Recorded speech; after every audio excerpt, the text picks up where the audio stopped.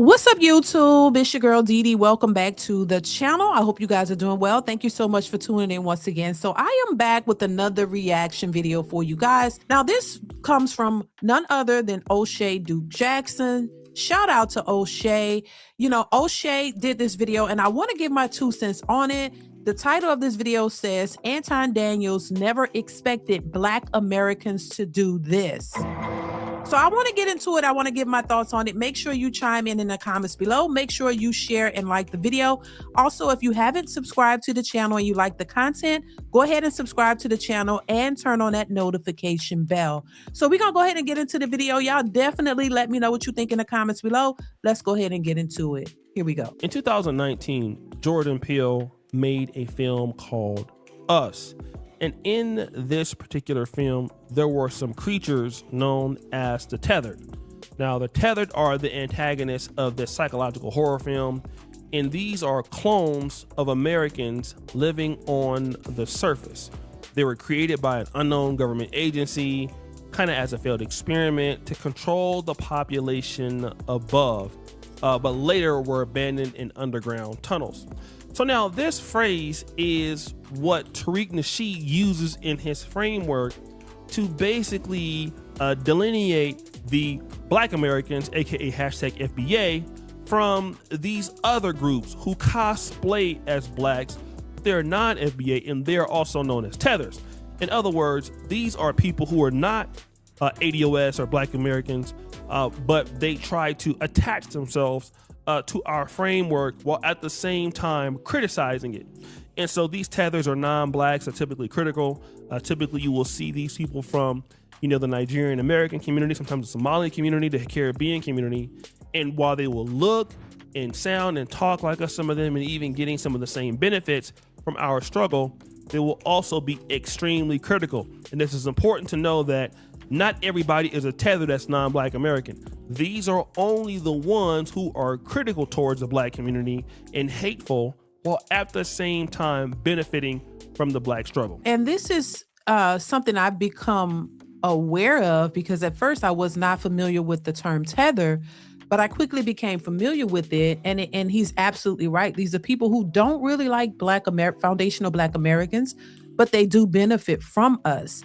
But they don't like us at the same time. You want to separate yourselves from us, but at the same time, you want to benefit when it's convenient for you. These are some of the people who like to call Black Americans lazy, flat out lazy, that they don't want to do anything. They don't want to advance in life. Make it seem as if this is all Black Americans. That's just their nature and that's just who they are. But a lot of them are scammers. A lot of them don't work for their money. A lot of them are benefiting and scamming off the very people that they're calling lazy. Shout out to O'Shea for this one. Let's continue. And this brings me to Anton Daniels. Now, Anton Daniels is a Black man who calls himself, he's not Black first, he's Christian first. He's American first, okay? And so the criticisms that he has in the Black community largely are about Black dysfunction. Black dysfunction, no doubt, is definitely all around Black America, and it should be called out. But then, Anton Daniels in his framework does something by praising other groups, such as other Black foreigners, Nigerians, Caribbeans, other people who come into America and basically do better than Blacks, and he calls Black culture trash, and we don't have any leaders or people to look up to. Now, I will say this, while, I understand what O'Shea is saying, and I agree, I also think there is a difference between holding your community accountable and calling out the foolishness within your community to hopefully help it to become better versus just bashing and then praising other people for what they're doing without really deep diving into how a lot of Black Americans get into the positions that they're in. I think it's reckless to not acknowledge the atrocities and the things that has happened in this country as it relates to Black Americans. I think we can't ignore the history of this country. We can't ignore that. And that is what a lot of non-Americans tend to do. They don't look at the history of the country, what Black Americans have gone through. They disregard slavery, they disregard redlining, they disregard segregation, they disregard all of the things that this country was founded upon and how it's treated Black Americans through history. It's like they ignore that and think but just criticize the positions that Black people are in now, and then, make it seem like, oh, it's just laziness, pull yourself up by your bootstraps and just do it. Now, while we do have a lot of successful Black people, and I'm not making excuses for it, and I'm not saying that, because of those things, you can't do anything. No, because you can persevere, you can succeed. But at the same time, you cannot ignore the history of this country and the things that has happened and the things that are still happening. You don't have to take that and use that as a way to not do anything to better yourself, but you can't ignore that systemic racism exists, that those things have caused a major roadblock in the success of a lot of Black people. And while we do have successful Black people, there are still some people who have struggled with that and have not been able to find their way through it. And I just think that I don't think it should be used as an excuse. But I don't think we should ignore that, because that is the fabric of this country. You cannot ignore that has put a roadblock in how Black people can thrive and succeed, even though a lot of Black people have thrived and are succeeding beyond all of that. You know what I mean? People have been able to still thrive in spite of the things that they've gone through. We still can't ignore the history of this country and what it's based upon. You can't ignore that. And it's disingenuous, in my opinion, just my opinion, to say that, oh, Black people are just lazy and they don't do this, and then compare them to other people who come into this country and thrive and start businesses, when we know that there's an agenda there, and we know that there are certain things that are allowed when it comes to those folks versus Black Americans in this country. So you got to look at that. You can't ignore it. And I think the people that they are, that are considered tethers are the ones who do exactly that. Let's continue. This is a consistent messaging from his channel. And so when you are a person that does this, what a lot of the people in the hashtag FBA or Black American communities online will do is they will say or ask the question, where is this person from? This is what has happened to Anton. People start to try to guess at his heritage, okay? Is he a Caribbean? Is he Nigerian? And people will then even talk about his last situation. So it's easy for him to insult and say these things to a Black American man, because he doesn't even know that he is crossing into territory. So this is a great topic to talk about today, and how different we are when it comes down to Black Americans and Tether's thinking pattern. So in this clip, she's saying, like, hey, listen, like, Anton Daniels is not really a Black American or hashtag FBA, because listen, look at how he talks, right? And so Anton Daniels got tired of this certain framework, and the other day he wanted to prove people wrong, and he did it by doing this. This is my father. My father's name is Thaddeus Daniels. Terrell County Hospital, Dawson, Georgia. All right? His father is Aurelius Daniels, truck driver. Age at the time of birth, 24, colored. Date filed 12/30/1957 in the state of Georgia in the county of Terrell. All right? Oak Street, Terrell County, Georgia, December 16th, 1957. This is my father's birth certificate. So that's his father's birth certificate. And here's next. Mother, Mary Jean Hayes. Mary Jean Hayes. All right? So let's do this. For all of you fake that try to say and throw away Tether, throw all of the Tether and all of that shit, I got the death certificate, the birth certificate, the whole 9 yards. So that's his mother's birth certificate. Okay, now let me deal with Anton, because I've been getting a lot of backlash for years for just being positive towards Anton, and then I've criticized him behind the scenes before, but people would tell me all the time, he's not Black American. First of all, I don't know anybody Caribbean or African with the name Anton. That name is prominent or more prominent in historical African-American households than anywhere else. But the issue that many people in Black America try to get away from, and we're gonna have to stop doing this, is to act like we don't produce people like this, who talk like this. And if they do talk like this, they can't be from our community. Now, while it is true that many immigrants, Black immigrants, who do not know us or who do not have, any incentivization to work with us will talk like this to please white people, we have them too. We have so many Blacks who talk like this and have been from the community for a long time. If you go from people like Clarence Thomas, Condoleezza Rice, Thomas Sowell, Dr. Ben Carson, all right? And some of these people are extremely successful. Thomas Sowell went to Harvard, I think. Ben Carson went to the University of Michigan. He's a neurosurgeon. So how do you have these Black that become like this? Okay?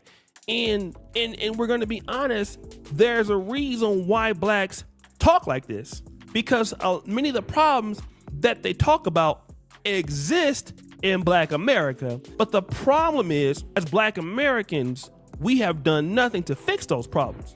And so what happens is, fundamentally, the Black community has created its own. Now, the problem is, on the flip side, we will come back and ask them, well, why don't you call out the racism of white Republicans? And of course, that's when people become disingenuous. People like Brandon Tatum, and Brandon Tatum gets extreme racism from the right, and he has talked about it. But like I said, it doesn't take up for what he talks about in the Black community. I mean, these guys are in interracial marriages and whatnot. But what was the reason why they went the way they do? And anybody will go away from something that is problematic. And in the Black American communities, there are many things about the Black community in America that is problematic. Yeah, and I will agree. And, and some of it I speak on. And I think we do have a systemic problem in the Black community. We cannot ignore that. So there are issues and there are things that need to be talked about and need to be discussed and need to be worked on. That's a fact. But in my humble opinion, I think that when it comes to certain Black people who go so extreme when it comes to Black people and praise non-Black people for their behavior and what they do, I think it comes from a level of hurt, in my opinion. I think it stems from maybe some experiences that they had in their lives, or they haven't had the outcomes that they maybe thought they should have had within their own communities. And so what happens is they become successful and then they look down on the community because they feel like that community did not embrace them or did not accept them in one way, shape, or form.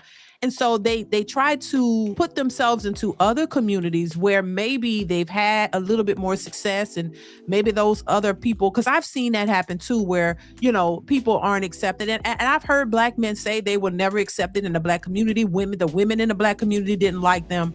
Their own people basically didn't accept them. So they look for acceptance from others. And sometimes they get it outside of the Black community. It could be the white community or whatever community. And so they gravitate to that, and then they thrust into that community, and they start to praise that community because they've had success with non-Black individuals. So that becomes the people that they praise. That becomes the people that they accept because they accepted them. And then they take it a bit too far.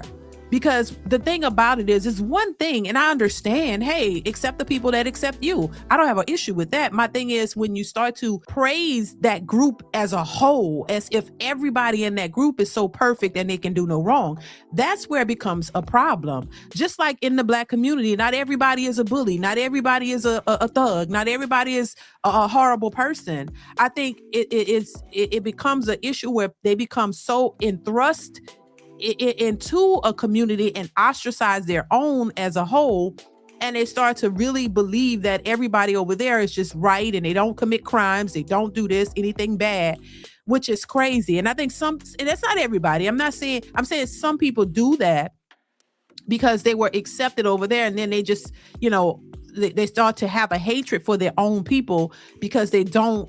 It's a sense of hatred, in a sense, for your folks because of what you went through with them. So now you've you put them down and then you praise the others. Once again, there's a difference between calling out the foolishness in your community versus amplifying and praising the others for what they're doing as if they don't have problems as well. Let's continue. And so Anton Daniels is not the first of his kind, right? What Anton Daniels is the same thing that folks been talking about in the black communities on the right for years. It's been happening. So everybody that's criticizing Black America ain't just criticizing Black America because they really Nigerian or they really Haitian. And I think that when we use that framework too much, we sweeping our own problems underneath the rug. And that's the one thing that I noticed about Black America. It's very similar to what I see many times in the African continent. It's if you criticize what's going on in the African continent, the actual response to the criticism is, well, why do you mention something that's always bad? Why can't you talk about something that's good? And again, it is important to talk about things that are good too.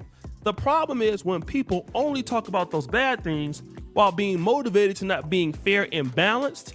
And obviously a person like Anton Daniels, in my opinion, is not fair and balanced. He's not, right? But the problem is that when you talk about Black dysfunction, it's not gonna go anywhere. And the reality is that Black people do not wanna deal with the problems of today.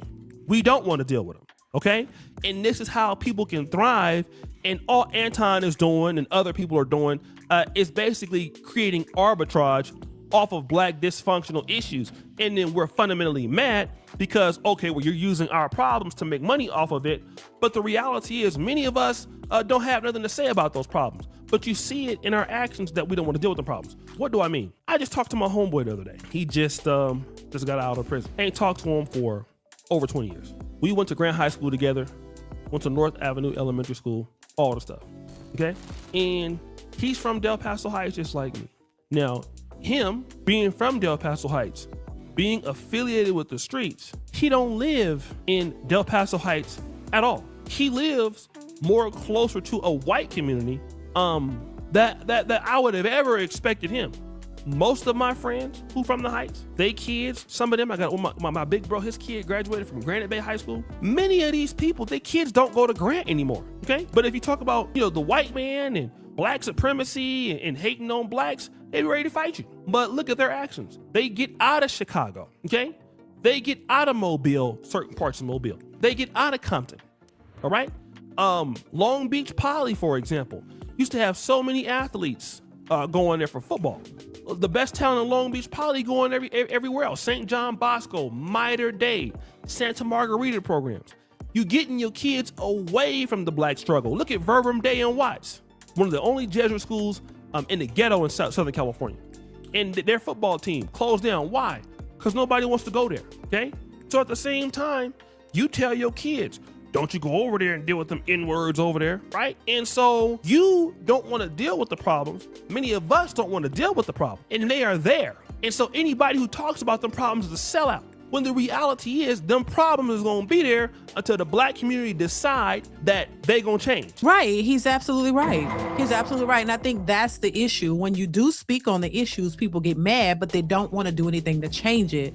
And I think that is something, notable to address. But at the same time, they look at it as bashing. Oh, you just talk about, no, because we see a problem. And if you address it to say, hey, maybe you need to do this or maybe you need to do that, nobody wants to do anything about it. But then even the people who have become successful and have been able to avoid those issues, they even talk negatively on the community as well. So what's the solution? There's never a solution. Every time we talk about these issues, there's never a solution. There's never anything to combat what's going on. And even if there are, people don't want to do that. They want to live in the foolishness, but then still complain about the outcomes of it. So what do you do? So I thought this was an interesting topic. I definitely want to hear what you guys have to say on this one. Please leave your thoughts, comments, questions in the comment section. Let me know your thoughts on what O'Shea had to say and what do you think about this whole situation. Definitely chime in. Make sure you are subscribed to the channel, you guys. Share and like the video and turn on your notification bell to be notified when I upload new content. But definitely let me know what you think, y'all. I want to hear from you, and I will see you guys in the next one. Bye. DeeDeesReactions.